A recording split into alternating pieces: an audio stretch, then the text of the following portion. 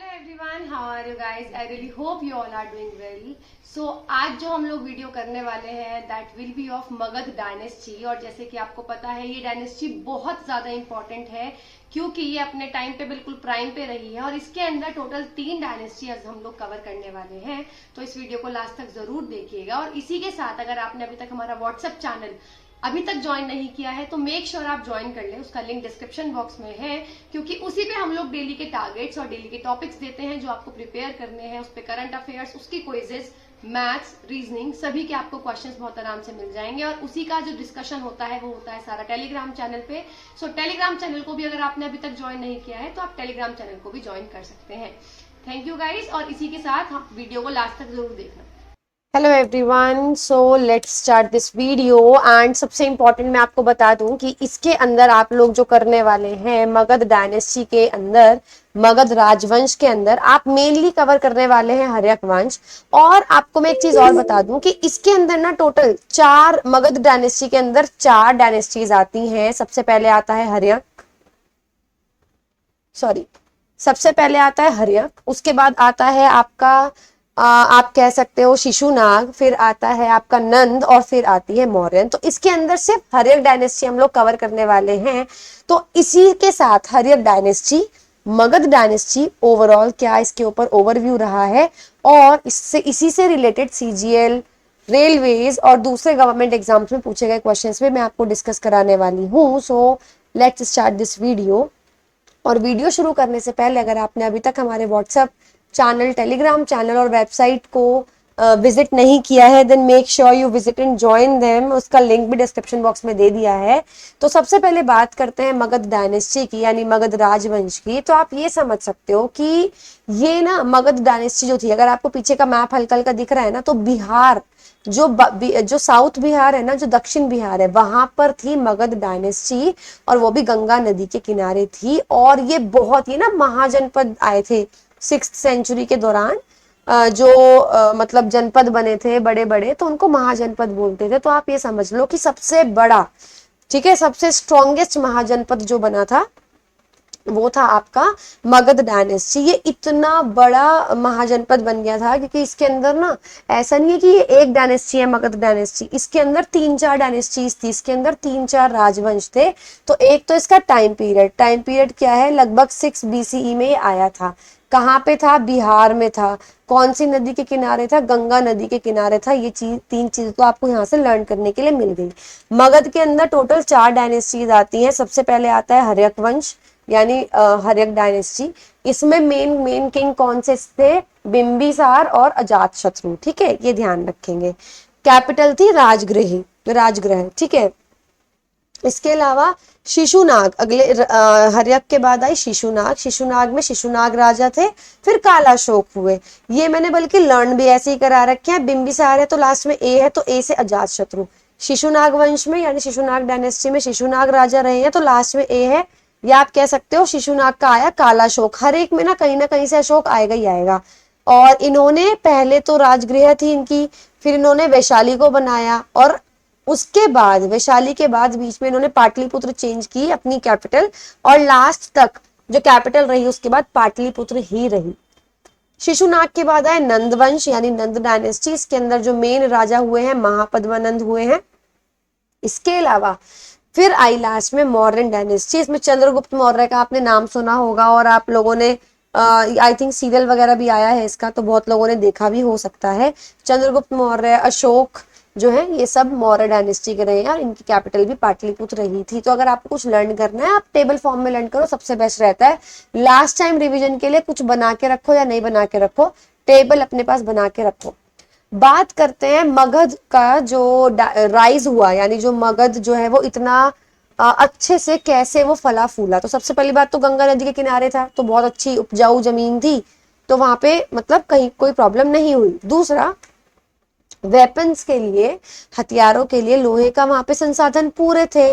और तीसरा, जब भी लड़ाइयाँ होती थी तो नदियों के पास बहुत अच्छी अच्छी स्ट्रैटेजीज बनाई जा सकती थी, तो ये भी उनके पास एडवांटेज था। फोर्थ, उनकी बहुत इंपॉर्टेंट और बहुत अच्छी आर्मी रही है, रूलर्स की बहुत अच्छी आर्मी रही है, और जो पूरा उनका एडमिनिस्ट्रेशन था, प्रशासन था, कि कैसे उन्होंने लोगों को हैंडल कर रखा था, वो भी उनका काफी अच्छा था।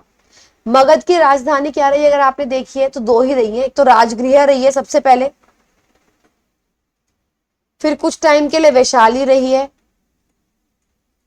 और उसके कुछ टाइम के बाद पाटलिपुत्र।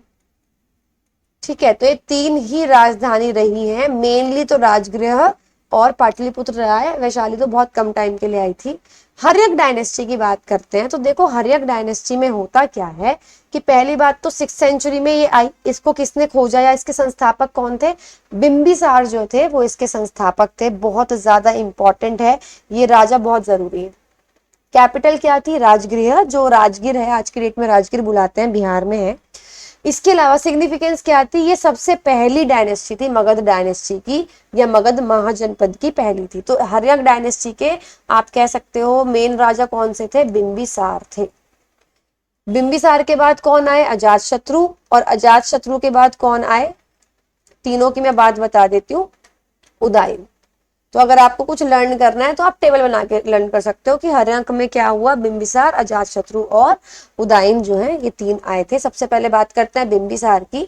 तो इनका टाइम पीरियड ऐसा सच पूछा नहीं गया है, बट मैंने यहाँ मेंशन कर दिया है 558 से 491 बीसीई के बीच में इनका टाइम पीरियड था। तो मतलब देख लेना, कैपिटल राजगृह था। इन्होंने जो अपना एम्पायर बढ़ाया था मैरिज अलायंसेस से, मतलब शादी वगैरह करके इन्होंने पावरफुल, खुद पावरफुल थे, फिर एक और पावरफुल नेशन के साथ, नेशन बोल रही हूँ आप कह सकते हो महाजनपद के साथ, उन्होंने शादी वाला रिश्ता बनाया, यानी मैरिज अलायंसेस करे, और उनका इस तरीके से उन्होंने अपना एम्पायर बढ़ाया। ये है इंपॉर्टेंट, ये पूछा जाता है। ये जो है भगवान बुद्ध के समय के थे, मतलब आप समझो लॉर्ड बुद्ध जो थे और जो आप कह सकते हो महावीर थे, उनके कॉन्टेम्परेरी थे, यानी उनके समकालीन थे जो बिंबिसार थे। ठीक है, इसके अलावा ये जैनिज्म और बुद्धिज्म दोनों को ये संरक्षण प्रदान करते थे, यानी दोनों को प्रोटेक्ट करते थे। अब यहां से बात आती है, देखो मगध डायनेस्टी ने ना किसी को नहीं छोड़ा, ये इतनी पावरफुल रही है कि इसमें आप कह सकते हो कि जो रिलेशंस थे ना वो कुछ मायने ही नहीं रखते थे। जैसे मैंने आपको ये तीन बताए हैं, बिंबिसार, अजातशत्रु, उदयन। तो बिंबिसार का बेटा अजातशत्रु था, पर अजातशत्रु ने अपने पिता का मर्डर कर दिया था ताकि वो गद्दी संभाल सके। Same goes for Udayan, Udayan ने भी अपने पिता का मर्डर कर दिया ताकि वो गद्दी संभाल सके। तो लास्ट में यही है कि अजातशत्रु ने अपने बिंबिसार को मार दिया। तो इसमें से क्वेश्चन जो आता है, क्वेश्चन ये पूछा गया है कि लॉर्ड बुद्धा के टाइम पे बताओ कौन कौन टेम्परेरी किंग कौन सा है, तो बिंबिसार है, या फिर आता है कि इनकी कैपिटल कौन सी रही है। ठीक है, फिर आए अजातशत्रु। अजातशत्रु कौन थे? बिंबिसार के पुत्र थे, पहली चीज। इन्होंने अपने पिता को मारा था, ये भी आपको पता है। फिर इन्होंने ना वैशाली, जैसे वैशाली वाला जो एरिया था, आप ये समझ लो वहां के बहुत बड़ा जो एरिया रहा है वो रहा है वज्जी, और वज्जी के अंदर भी सबसे पावरफुल, जैसे मैं बात करूं कि मगध बहुत स्ट्रांग रहा है, तो मगध के अंदर भी 4 डायनेस्टीज है। अब इन चारों में कौन सा स्ट्रांग होगा उसको आप कह सकते हो ना, तो ऐसे ही वज्जी थे वैशाली में, तो उनके अंदर भी ये क्लैन था वज्जी का, कुछ 18 क्लैंस का पूरा ग्रुप था। ठीक है, 18 ग्रुप्स का पूरा एक आप कह सकते हो एक असेंबली थी। तो उनमें भी सबसे इंपॉर्टेंट थे लिच्छवीस, तो अजातशत्रु ने लिच्छवीस को हराया था। अब ये सबसे इंपॉर्टेंट है, इन्होंने एक वॉर का इंजन यूज किया था जिसको हम बोलते हैं महाशिला कंटक। ठीक है, महाशिला कंटक। अब इस महाशिला कंटक में क्या था, आपको अगर ये पिक्चर दिख रही है, ये घोड़ा बुग्गी है, और उसके आगे ना एक ऐसे ब्लेड लगा रखा है कि जैसे घोड़ा आगे जाएगा तो ये ब्लेड भी आगे जाएगा और ये गोल गोल घूमेगा, तो यानी जो भी आसपास दुश्मन आ रहे हैं सबको ये खत्म कर देगा। और अजातशत्रु ने अपनी कैपिटल राजगृह से पाटलिपुत्र में ट्रांसफर की थी। और सबसे पहली बुद्धिस्ट काउंसिल, मैंने आपको बुद्धिस्ट काउंसिल बताई थी, तो सबसे पहली बुद्धिस्ट काउंसिल किसने कराई थी? अजातशत्रु ने ही कराई थी, क्योंकि बुद्धा की डेथ हो चुकी थी, इनके पिता के समकालीन थे ना, तो पिता अब आप सोचो पिता की एज कितनी होगी, उनकी डेथ के बाद बुद्धा की भी जब डेथ हो गई तो उसके बाद इन्होंने पहली बुद्धिस्ट काउंसिल कराई थी। तो इसमें ये 3 पॉइंट्स बहुत ज्यादा इंपॉर्टेंट है। एक तो दिस वन कि इन्होंने किसको हराया? लिच्छवीस को हराया। इन्होंने जो इंजन यूज किया उसका नाम क्या था, महाशिला कंटक। इन्होंने अपनी कैपिटल, इसके ऊपर भी क्वेश्चन आया है। और चौथा और सबसे इंपॉर्टेंट क्वेश्चन, सबसे पहली बुद्धिस्ट काउंसिल किसने कराई और कहाँ कराई? तो इसने कराई थी और अपनी कैपिटल राजगृह में करवाई थी, जो पहली कैपिटल थी। ठीक है, फिर बात करते हैं उदायन की। उदायन का क्या था, अजातशत्रु के बेटे थे। इन्होंने पाटलिपुत्र की सिटी जो थी, जो पटना है आज की डेट में, तो जो पाटलिपुत्र का जो शहर है ना, वो इन्होंने ही खोजा था। पहली बात तो ये सुन लो। और मगध की नई कैपिटल जो थी वो कौन सी थी, पाटलिपुत्र थी। ये भी आप ध्यान रखेंगे। तो ये तीनों चीजें ही बहुत ज्यादा जरूरी हैं, बहुत अच्छे से इसको लर्न कर लेना। इसके बाद हम बात करते हैं इसका मेन, अगर मैं आपको बिल्कुल शॉर्ट में मैं बताऊं तो सबसे पहले बिंबिसार आए, फाउंडर थे। इन्होंने बुद्धिज्म को सपोर्ट किया था। अजातशत्रु आए, इन्होंने अपने पिता की मर्डर किया, मृत्यु जो है इन्होंने अपने पिता का मर्डर कर दिया।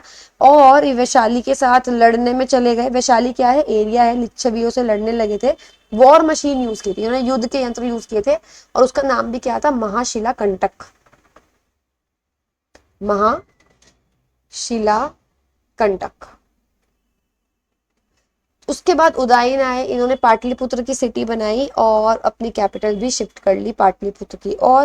तो ये ध्यान रखेंगे। इसके अलावा अजातशत्रु ने पहली काउंसिल कराई थी, पहली बुद्धिस्ट काउंसिल कराई थी, ध्यान रखेंगे। अब इसमें से क्या क्या क्वेश्चन आए हुए हैं, हर्यक डायनेस्टी की स्थापना किसने की, बिंबिसार ने की। अगला, what was the capital during Haryanka rule, Haryanka का जब वंश चल रहा था तो इनका कैपिटल क्या था, तो क्या था कैपिटल, राजगृह था। Who defeated Licchavis of Vaishali, Vaishali के जो लिच्छवी है उनको किसने हराया था, अजातशत्रु ने हराया था। पाटलिपुत्र को कैपिटल किसने बनाया, उदायन ने बनाया था।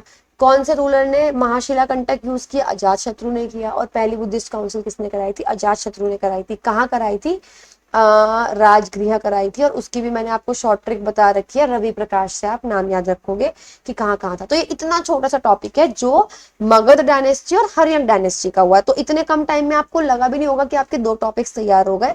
और अब इससे नेक्स्ट वीडियो जो आने वाली है, मैं उसमें आपको एक्सप्लेन करने वाली हूँ Shishunaga dynasty, Nanda dynasty and Mauryan dynasty. Most probably Mauryan का मैं बिल्कुल अलग रखूंगी क्योंकि उसमें काफी कुछ है लर्न करने के लिए।